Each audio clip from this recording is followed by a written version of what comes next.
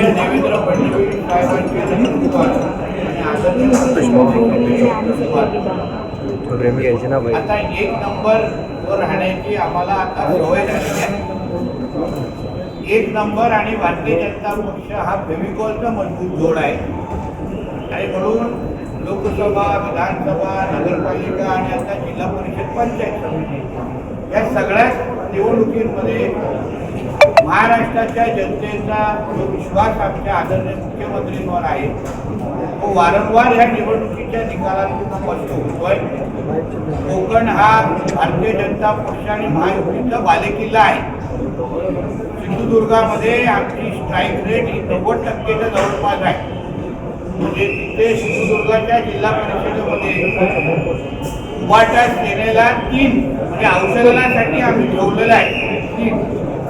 आणि म्हणून यापुढे जो जनतेने आमच्यावर विश्वास दाखवलेला आहे कोकणातला आणि महाराष्ट्रातल्या त्या आमच्या मतदारांच्या इच्छा अनुसार जे अपेक्षा आमच्याकडून व्यक्त केल्या आहेत त्या सगळ्या अपेक्षा आता शब्दापलीतून कृतीतून दाखवण्याचं काम हे आम्ही आमच्या माध्यमातून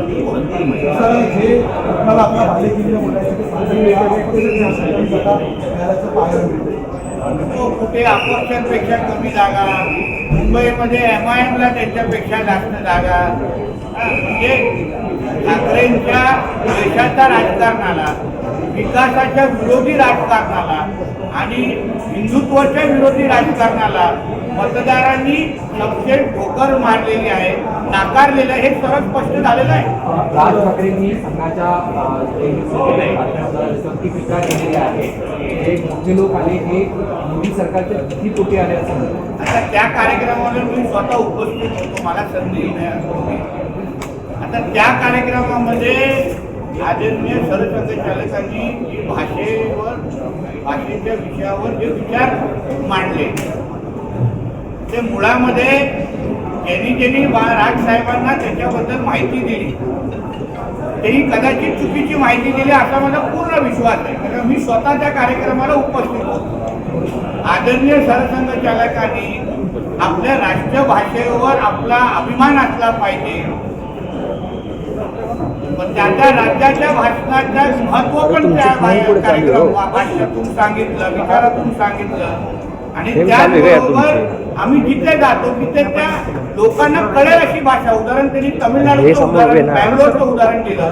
म्हणजे हा 100 वर्षाचा संघाचा कार्यक्रम हा गेल्या काही आठवड्या अगोदर बँगलोरमध्ये झाला आणि तिथे त्यांना हे पूर्ण कार्यक्रम इंग्लिशचं भाषा वापरायला लागली, कारण तिथे ती इंग्लिश भाषा समजवते. आणि म्हणून कुठेही हे काही त्यांच्या ट्विटमध्ये त्यांनी उल्लेख केलेला आहे. कदाचित आता हे अशा पद्धतीचं ट्विट सरसंघचालकांना लिहून स्वतःची हिंमत दाखवण्याचा कार्यक्रम हे करू शकतात. पण जसं मी वारंवार बोलतो, कधी अशा पद्धतीचं ट्विट कधी कुठल्या मदरसामध्ये बसलेल्या मौलवीला सांगत नाही की उद्याची अजान जरा मराठीमध्ये देऊन देण्याची हिंमत कर. कधी मालेगावमध्ये जाऊन सांगत नाही, कधी मुंब्रामध्ये सांगत नाही जिथे ती कैसा हराया बोलत होती, हिंदीमध्ये बोलली ना, तर कसं हरवलं हा का बोलायची ट्विट केलं नाही.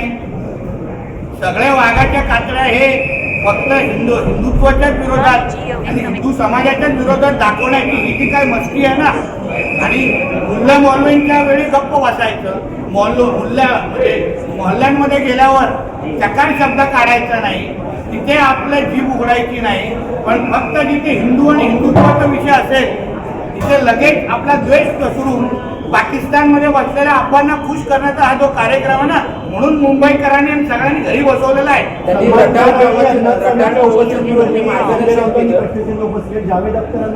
अरे सलमान खान उद्धव ठाकरेपेक्षा जास्त हिंदू आहे, कळलं ना. उद्धव ठाकरेला आता तपासायची गरज आहे, तो खरंच हिंदू राहिला आहे का. सलमान खानने किमान तिथे उपस्थित राहण्याची हिंमत तरी दाखवली, पण उद्धव ठाकरे कधी राहुल गांधींच्या समोर कधी स्वतःच्या वडिलांना हिंदू हृदय सम्राट बोलण्याची तरी हिंमत दाखवेल का. हे जरा उद्धव ठाकरेला विचारा कधी त्याच्या त्या संजय राजाराम राऊतला विचारा, तो त्याच्यापेक्षा जास्त हिंदू निघाला सलमान खान. त्यांनी जे मार्गदर्शन केलं त्याला रटाळ प्रवचन असं राज ठाकरेंनी उल्लेख केला. रटाळ प्रवचन आहे ना, त्याच्या चुलत भावाचं उद्धव ठाकरेचं करीतो तेव्हा रटाळ प्रवचनचं उत्तम उदाहरण तर रटाळ प्रवचनामध्ये PhD उद्धव ठाकरेंनी केलेली आहे. थोडा राजसाहेब थोडा वेळेत उठून अगर त्या कार्यक्रमात त्या सकाळी आले असते ना तर मला विश्वास आहे योग्य दिशा त्यांना पक्ष चालवण्यासाठी आणि बाळासाहेबांचे खरे विचार हिंदुत्वाचे काय होते त्याच्यावर परत एकदा शिक्कामोर्तब आदरणीय सरसंघचालकांनी त्या कार्यक्रमाच्या निमित्ताने केलेला आहे. म्हणून रटाळ बोलण्यापेक्षा थोडं जरा बौद्धिक मार्गदर्शन घेतलं असतं तर एवढं लोक सोडून गेले नसते.